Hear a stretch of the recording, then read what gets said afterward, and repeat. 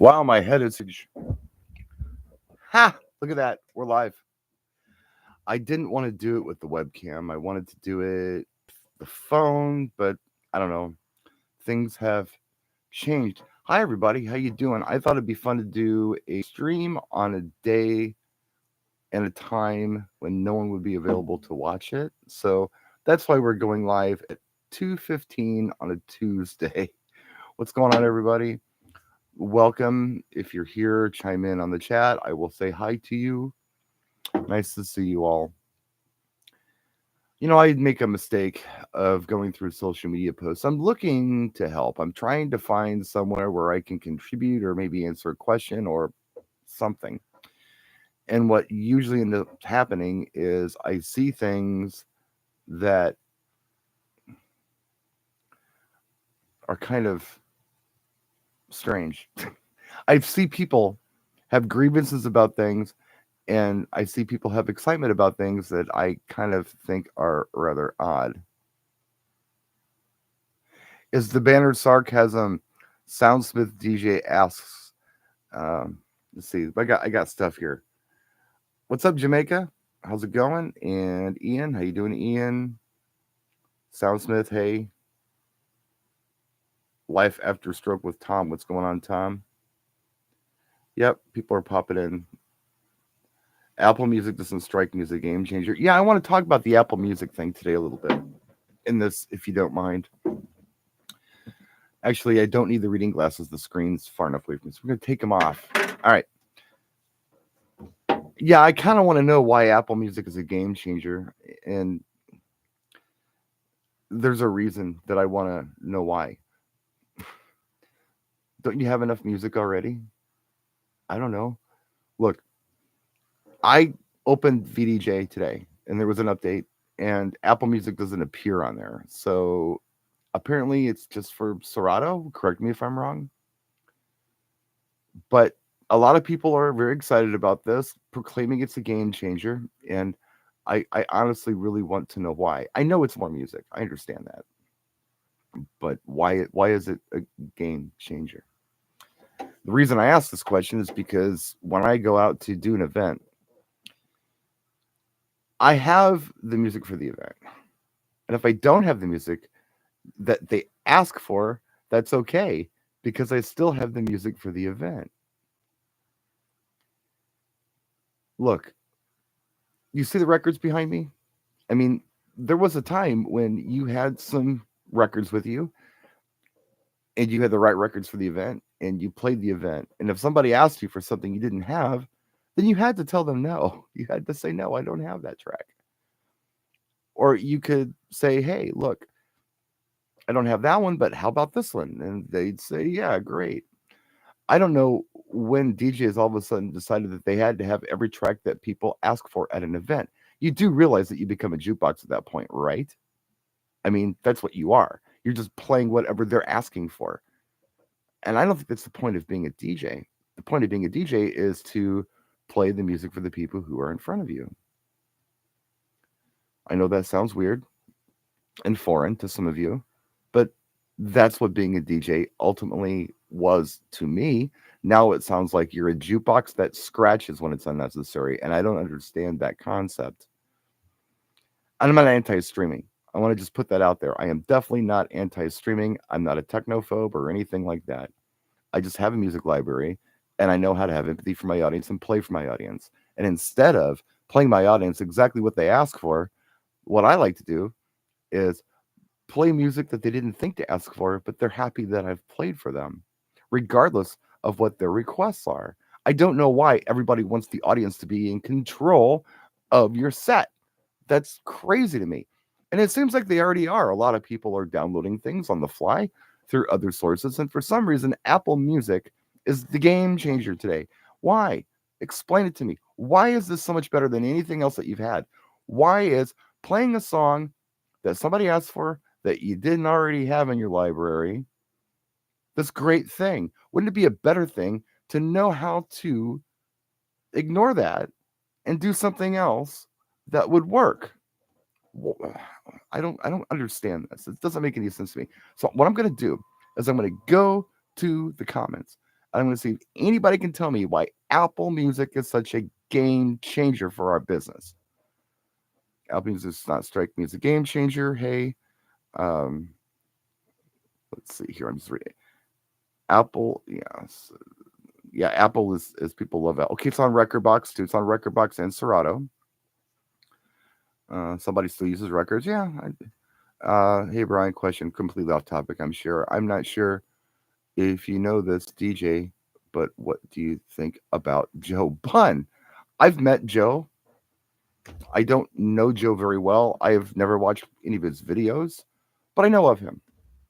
And when I talked to him in Atlantic City last summer, he was very kind and he invited me into his VIP booth at that party. And I was there for a minute and said hello to a few people. Um, Joe's not doing what I'm doing. Joe's doing something different. But yeah, we're all a little different. We all do things differently. I don't really have much of an opinion on Joe. I don't know him that well. But again, we're doing different things. But let's see here. He's retracted a few messages here. Let's see. Sunday wedding needed one odd stream request. Honestly, it wasn't even needed. That happens a lot. People will ask for things. They'll come up to you and they'll act like it's really important, like they sell it to you. Oh my God, you have to play this song. It's the best song. Everybody wants to hear it. All my friends want to hear it. And you play it and there's like no real reaction to it. There's a lot of that. As DJs, we should know what tracks are going to work the audience in front of us and provoke the emotion that we're looking for. That's important. When I first started doing weddings and such a long, long time ago, every week we got a new record. And the new record was whatever was number one that week. And if it was a repeat number one, where it was number one for consecutive weeks in a row, we would get what was number two or number three or whatever we didn't have. We didn't always play that number one song because that number one song wasn't always good for the audience that was in front of us. It might be a good song to listen to, but it might not always be a dance track or a cool slow track or even a track that people would want to listen to during cocktail or chill time. I've told this story countless times, but I remember Bat Dance was the number one song in the US. It was May of 1989. And I loved the song, and I just gotten the record. It came in our library, and I put it on at peak set, and everyone looked at me like I was insane and thought it was terrible. It was the number one song in the country, but nobody cared. So that was lesson learned right there. Just because it's popular doesn't mean it's going to be the right track to play for the audience in front of you. You as a DJ needs to be able to assess that situation. And quite frankly, if you've never heard of a track and you don't have it, it might be worth looking into, but I don't know that there's always an urgency to play this track. Just an opinion on that one. Let's see. Do you still have an ADJ Inno? No, I sold all of my Inno pocket spots and scans and everything. That stuff's all gone. And people are asking very, very relevant questions to the topic today, which is always fun. It's cheaper than Tidal. Oh, okay. Well, yeah, again, streaming is interesting. I do use it. I use it a lot when I get in a position where I have to do something like karaoke because I'm not a KJ, right?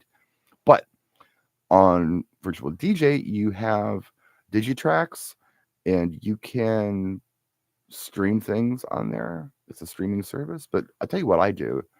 I typically don't stream, but I will grab those tracks and put them into the cache. So I have them on the computer. And I don't have to rely on a utility like internet stability or connection or anything else to actually play the track. So I make sure it's in the cache before I even play the thing. I've done it live before too, where somebody asks for something and I say, let me see what I can do. I look the track up, but before I play it, I load it into cache to make sure that I actually have it and it's not going to get interrupted. And then I play it. That's just how I do it. I feel like, look, it's the responsible thing to do where I live and kind of where the internet is where I live. I know Southern California has mad crazy internet. So there's some places in Europe that have mad crazy internet, or in the UK. In all of America, we can't just rely on it all the time. It does go down occasionally. I don't know if it ever goes down by you. Power goes out too. That happens. It's a utility. And the less I can rely on a utility that I have no control over, the better. So, battery power is in the computer that you're playing. A lot of us have battery powered speakers and battery powered lights. So we don't have to rely on utilities to keep the party going sometimes. Even if there's a power outage, even if internet goes down. If all you do is stream and the internet goes down, the party's over, folks. So whenever you're doing an event, I feel like that you should have the music that you need on you, non-streamed, be it a WAV file or MP3 or whatever it is, or MP4 video, whatever it is, have that with you. Streaming is a really cool supplementary way to play and acquire music. To rely on streaming, to me, just feels very irresponsible. That's me. I'm always looking for ways to keep things going, keep the party going. And losing internet is something that shouldn't be an Achilles heel on a gig. I mean, think about this. You may walk into an event and you may tap into the internet. Maybe it's on your phone. Maybe it's whatever wireless provider happens to be in the area. You're at the gig. Oh, yeah, this works really good. Now, add 150 people to your gig who are all using the same service. And it gets a little bottlenecked, and you don't have that wild, great signal that you thought you were going to have, because now you've added 150 other people trying to compete with that same exact service. Things to think about. I don't know. Just things I think about anyway. And I try to be responsible about this stuff. I'm not suggesting Apple Music's a bad thing. I'm not suggesting that. But a game changer. Come on, it can't be a game changer. What are you paying? A few bucks less a month, maybe? You have more tracks? Look, there are a lot of DJs out there who don't know what to do with the tracks they already have, let alone access to Googa Million other tracks that they have no idea what to do with. I think it's better, personally. I think it would be better to have 400 tracks that you were familiar with than to have countless millions and millions and millions of tracks that you had no idea what they were. Feels that way to me. It really, really does. And maybe that's where some of us older cats have the advantage, because we understand how to say the word no to people. We've heard the word no before. They've actually said it to me. And I've actually had to not get what I want sometimes. Maybe it's a generational thing. I don't know. But no, we didn't get participation trophies, and we weren't always told yes to everything. We didn't always get what we wanted. It's just how the world worked back then. So I kind of DJ like that. But, I just want to stress this. Just because somebody wants something or asks for something doesn't mean this is going to be what's best for them or the people around them. That's where your empathy comes in. That's where you as a DJ needs to think about the audience in front of you and maybe what's going to work best for them. I mean, maybe it's a track you don't have, and maybe you need to download it or stream it or whatever, and that's great. I mean, that's what it's for, and it happens. What if somebody comes up to you and says, do you have some track? And you say no, and they said, gee, that's too bad. I was going to give you this $100 bill to play it. Well, yeah, at that point, gee, it would be great to have access to it and be able to play it so you can get that cool tip at the club or whatever. Or if the client wants it and you really feel like that if you provide the service for the client, you're going to look better. You're going to get a better review. Maybe you're going to get a better tip at the end of the night, whatever. Yeah, this is where this stuff comes in handy. But again, to be able to play something else and not just the track that they specifically asked for, because you're the DJ and they're not the program that you're supposed to be. That's where your superpower is. I saw somebody today mention that they feel like bands are kind of coming in and taking some of the DJ's thunder, cashing it in their market. So bands are getting work and DJs are getting less and less work. I don't know what this market is, but I've heard this today more than once, which is funny because back in the 1980s, the DJs were the ones that were taking all the work from the bands because they were the affordable option. Maybe now bands are the same price as DJs and they want a live performance. Live performances are pretty cool, right? I like them. I went to a wedding a few years ago, and a band got on stage, and I remember they played "Hold the Line" by Toto, which I thought was a really odd song to play. I could never play that song as a DJ at a wedding for my open dance track, like the first song of the night. "Hold the Line" by Toto. Are you kidding me? I love the song, but I can't see an audience getting excited about me playing that song for the first song of the night. The audience went nuts because it was a live performance and the band was performing it very well. So everybody came out and danced to it. There's energy to a band. It's cool that way. So I see value in bands. I really, really do. I also see value in DJs. They're different things. And I don't know. But my point is, so they're seeing competition with bands. They're also seeing competition with Spotify playlists and speakers. That's the one that really caught my attention. DJs are seeing arguments for Spotify playlists at their wedding instead of hiring a DJ. Now think about that for a minute. If that's true, okay, and I don't know that it is, it's just a statement I've seen a couple times. And today, if that is actually true, then people are catching on to the DJ is just playing whatever the whim of the audience is. So why not just use a Spotify list? Why not just put tracks into Spotify? If the audience is programming the evening, then why not go ahead and just go all the way with it? What's the DJ going to do to add to this? Say unnecessary things on the microphone? Scratch? That's necessary. Mix? I think these things can auto mix now. That's not that big of a superpower that you have. And if you do think that your mixing skills are superpowers, or your scratching skills are your superpower, reevaluate who you are as a DJ. I'm sorry. Look, if scratching and mixing tracks was that big of a deal, every radio station would be doing it all the time.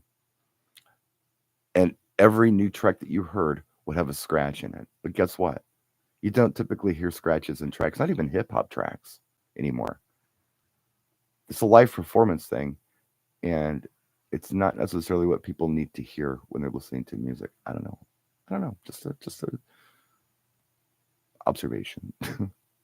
Something to think about. Oh, what do we got here? Let's see. Who is saying things? People are saying things. I feel streaming is a fad and will die like 3D. Buy your music and become unique. Not a fad. Yeah. I mean, look, I'm not anti-streaming. I'm not. Just please understand. I understand that it's the future. But the more that we just play whatever the audience wants to hear at their whim, the less valuable we become. We're no longer reading the audience. We're no longer doing anything that the average party goer couldn't already do, which is just cue songs. That's all it takes. Then we're doomed. We're not doomed if we know better than the audience. If we understand things the audience doesn't understand. Like how to serve the room best. How do you do that? You pay attention. You get to know people and you develop empathy for others. And this is something I see lacking a lot with DJs today. It's all about them and it's all about anything but the real art and psychology and sociology of DJing. I don't know, man. Just some thoughts on Tuesday. Hey, Brian, do you still have the ADJ Sunlight? DJ's got some interesting questions. He keeps retracting his questions, too. It's kind of funny. And I don't think I do anymore. I got rid of a lot of my stuff, folks. It was getting a little overwhelming over here. I did a big sell-off in the last, I don't know, let's say 5 months. Most everything is gone. I'm only keeping the things that I need.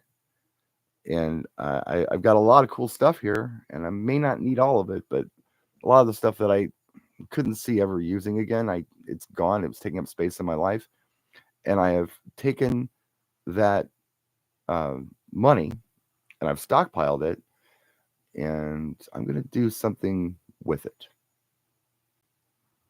So you see a pile of stuff in your house that you don't need and you don't use, and you say, what I rather have than that pile of stuff over there. There are things that I need, and none of it exists in that pile of stuff. How about we parlay that stuff into cash and get what we need? So stay tuned for that. We may flip that into something kind of cool. So something I need, something I want, something that is going to make me happy. Stay tuned for that. I've been searching for the right thing and I haven't found it yet, but I'm still searching and I'm not done yet. Taking requests and having the ability to get those obscure tracks streaming is empathy. Ah, maybe. I think empathy for the room is probably more important than the empathy of the individual. If I decide that I want to hear You Make Me Feel Like Dancing by Leo Sayer at an event and I go up and ask for it and they're playing hip hop at the time, should the DJ be obligated to play that because that's my whim, even if I tip? Is that empathy? Or is that caving to someone's whim? Are you thinking about the rest of the audience in front of you? Look, the superpower of the DJ wasn't scratching. It wasn't put your hands in the air. It wasn't screaming on the microphone. It was understanding how to do what was best for the room.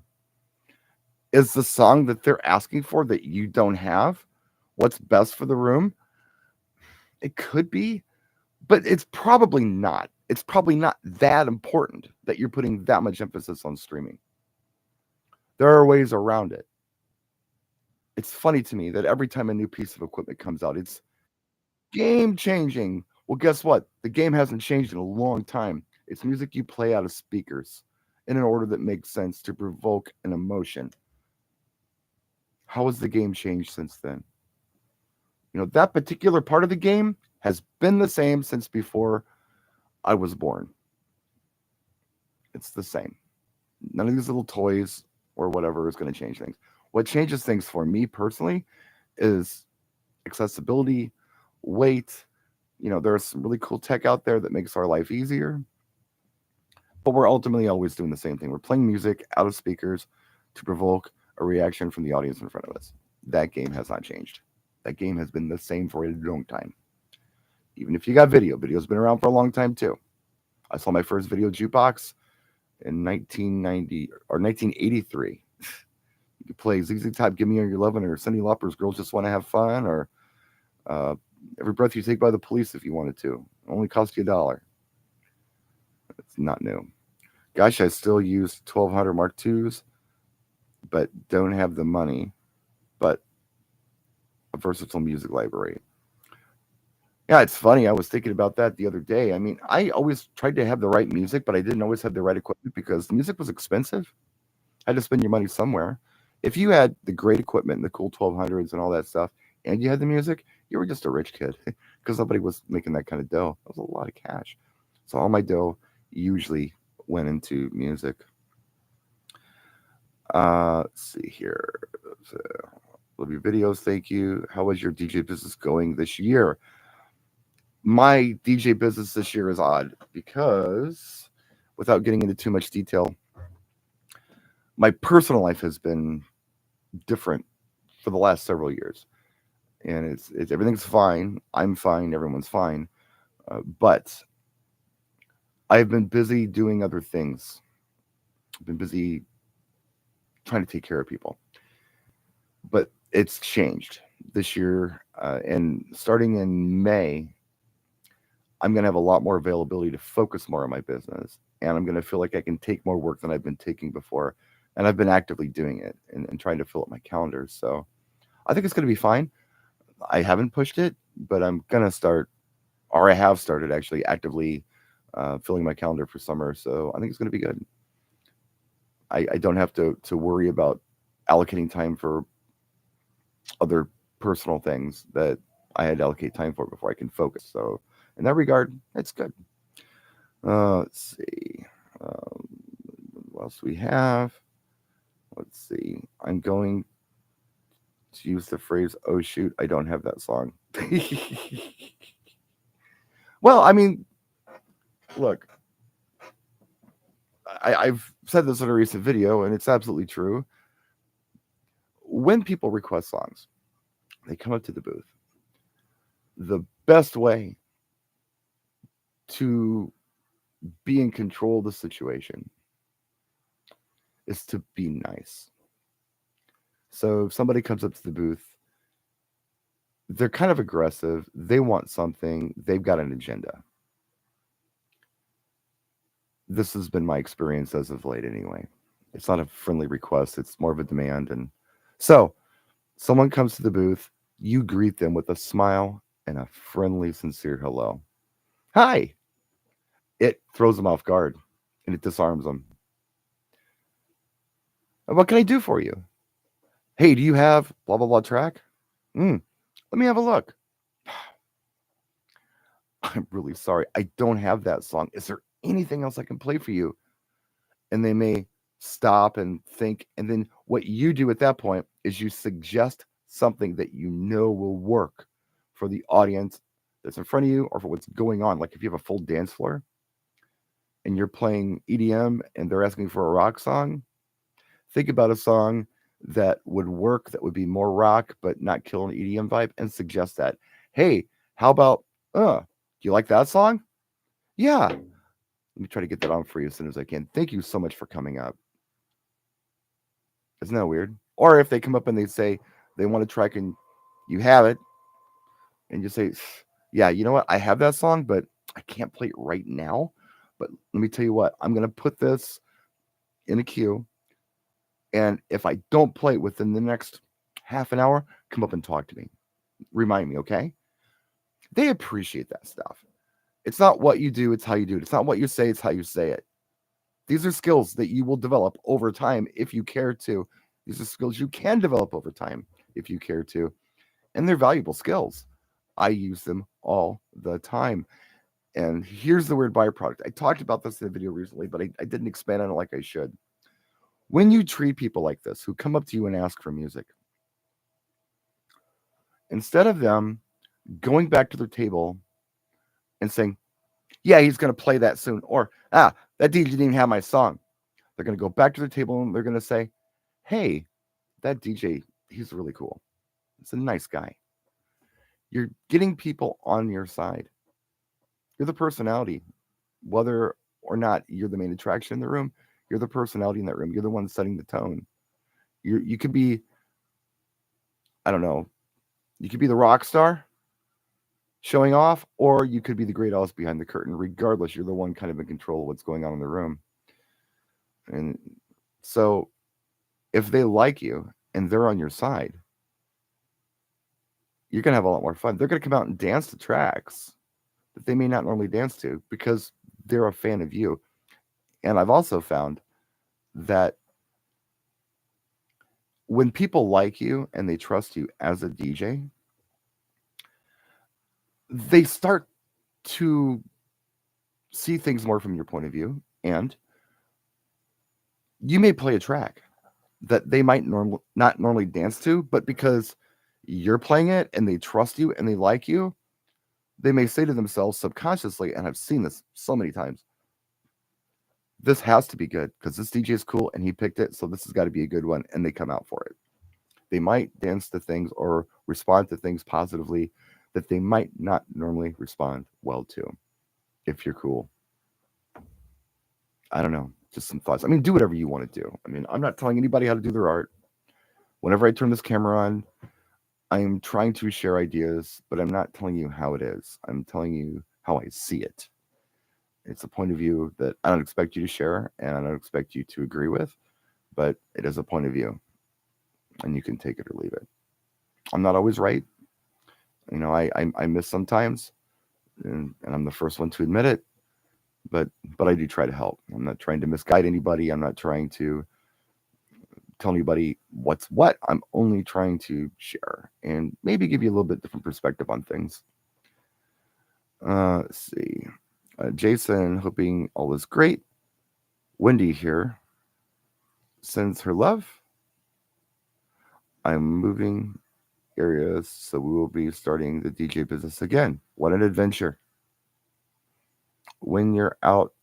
Oh, It's Jason. What's up, Jason? Well, I send my love to Wendy and the kids, and yeah, I hope everything's going well for you guys. Thanks for chiming in, Jason. Let's see here. Uh, can you cache Apple Music the way Virtual DJ does with Title? Thanks. I don't know. I did see a comment where there was an issue with cache. Maybe they don't have all the details worked out yet. So I don't know. But that's how I like to use streaming, though. If you can't cache it, that's a disadvantage. I think caching stuff is. If you don't know what cache is, this is the ability to kind of download a track and have it and you can use it offline until, like, usually like as a 30-day thing. So let's say that you have, I don't know, Title, for example. I believe it works this way with Title. It works this way with Digitracks and such with VDJ, but I can download a track into the cache, right? A music video, a karaoke track, an audio track, whatever. And then I can go offline and I can play this track for 30 days. After 30 days, I can't play the track anymore unless within that 30 days, I have logged onto the internet in VDJ and the subscription service sees that I'm in good standing and I've paid my subscription fee. As long as it sees that, I can play the track. And I can go offline for up to 30 days and still play the track. But after that 30 days, I've got to let my computer know that it's still subscribed to the service and in good standing and all that stuff. And then I can continue to play the track. Does that make sense? Maybe I didn't explain that very well, but I tried to. Let's see here. It's a game changer for the new DJs. Literally every new DJ I've spoken to is streaming songs and can't believe it when I tell them I have everything downloaded. Look, let me say this in defense of newer DJs or younger DJs, which is primarily what our newer DJs are. I was born 16 years after rock and roll happened.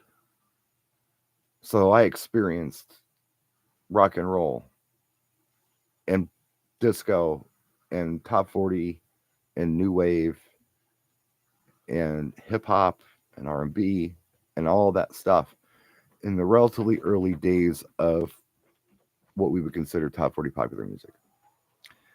I only had to go back to 16 years before I was born and catch the highlights. So we got an Elvis song here and there. We got the Twist. We've got a couple Beatles tracks, some Stones stuff, all the frat rock stuff. There wasn't a lot I had to worry about that I had to go back and play catch up on.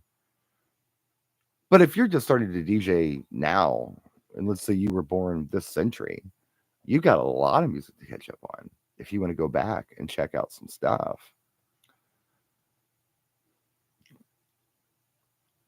I'll challenge you guys on this because this is super interesting. Go back and look at the year-end chart of 2005. That was 20 years ago. Go back and look at that. 2005, this century. And look at the tracks on that chart. Look at the top 100 of the year. And count how many of those songs you would still play today. Spoiler alert, there's a whole bunch of really good tracks that you still play today that's on that year-end chart. Now, go back and look at the chart for, I don't know, 2020. Look at 2020. That's COVID. That's not fair. Look at 2023.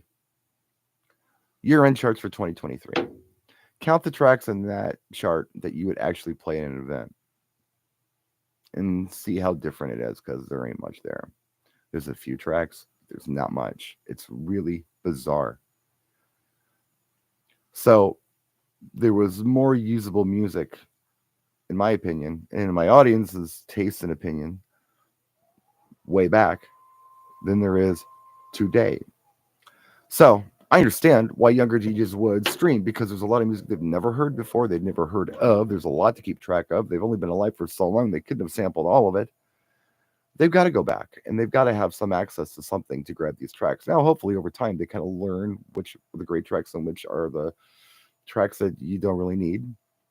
I do it. I go through my libraries. I've recently been going through my Top Hits USA folders, which are these. See, I'll show you what they are. So yeah, I use Promoli, but I also use Top Hits, and this is a DVD that I get monthly from Top Hits USA. Here's December 2024, and it's got several different CDs or collections worth of music on there. Sometimes there's R&B, or sometimes there's Latin on there too. Sometimes there's jazz, like every other month. But you're looking at, I think it's something between, I don't know, like maybe 25 and 35 gigabytes of music every month. So, a lot of music. How many tracks? I don't know, probably a couple thousand a year, right? So, what I will do, I'll go back to previous years. Like, I can go back, let's say 10 years, it's pretty safe. And I can look at all the music that I've gotten on discs just like this. They're DVDs, actually, and they're just full of files. You just drag and drop into your folders. I go back and look at this, and I can eliminate the duplicates. I can eliminate the stuff that didn't go anywhere or the stuff that nobody wants to hear ever, ever, ever. And I usually end up with about, maybe 1.5 gig after I eliminate all the junk. So monthly, it's like 22 to 36. Yearly, it's a hell of a lot more, but I can take the whole year and break it down to like 1.5 to 2 gig for real. So it takes time. You got to kind of do a time tested thing with music to see what sticks around for a long time. I mean, think about a song like Old Town Road, which was huge, right? When was the last time you played it at a gig? Do you play it at a gig? I'm not suggesting you don't have the song, because I bet you there's going to be something that comes up down the road sometime where you're going to have to play it. It could be next year, it could be 30 years from now, but someone's going to ask for that track because it was so big. But how often have you played it lately? I mean, that's a question to ask yourself. Staying power of stuff, you never know. Some things come back too because it turns up in a movie or something. But yeah, it's hard for younger DJs to know every song. So this is why streaming is such a big deal to them, especially when it comes to building a legit library. And over time, maybe they will. And I would suggest that they do own some tracks that they don't have to rely on streaming for. So if there's no internet, they can get through a gig and not, have nothing. Do you have any recommendations for back catalog CD pools like 80s, 90s, 2000s collections? Um, I tell you what I would do. I would look at compilations. That's a good start. So, I mean, now that's what I call music. It's been going on in the UK for a very long time. Those are really good. I always like those a lot. They're usually 2 record or 2 disc sets. They've been going on in the US since I don't know, maybe the late 90s. They're usually pretty good too. Those are excellent to look at. Those are legit things that you can buy. You can go on probably Amazon or eBay and get those things. That would be a really good place to start. You're still going to have to use, some download services to fill in some gaps because some stuff just didn't turn up on those. But there's a lot of stuff that did turn up on those. You're going to be able to grab good tracks off of each and every one of those and use them at your events. Maybe not every track, but you're going to be able to grab tracks. Promoli has the best of series. Yeah, those are good too. Promoli does have those. You can get the best of the 80s. Usually, it's funny. A friend of mine, Howie Darkstar, he likes to go back and get tracks, older stuff. It's easier to get music videos sometimes than it is to get music. Sometimes it costs less too. And then he'll convert those files from MP4 to MP3, 320 bit rate. They're still good, clean audio files. But he'll do that sometimes. He'll go after the music video best ofs because he can get a better music collection off of that than he can the MP3 stuff. Yet he doesn't play music video. So there's a little workaround for you. Um, let's see, DJ Funk. No, I haven't worked with DJ Funk. I didn't know him. I knew people did, but I didn't know him. Let's see here. Anything else I should grab a hold of here? If you were getting paid to DJ, no way you should depend on streaming. Well, I agree. It doesn't mean you shouldn't stream. Again, it just means that you shouldn't rely on it. It's a game changer for the new DJs. Let's see what the comment went away. But there it is. Literally every new DJ I've spoken to is streaming songs. Did I already read that comment?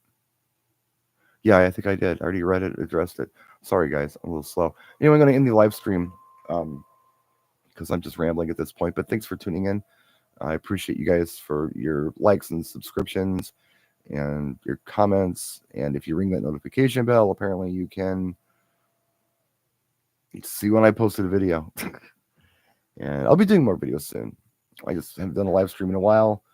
I had some old man complaints and grievances I thought I'd throw out there, so I did. But yeah, I think I talked about everything I wanted to talk about today for the most part.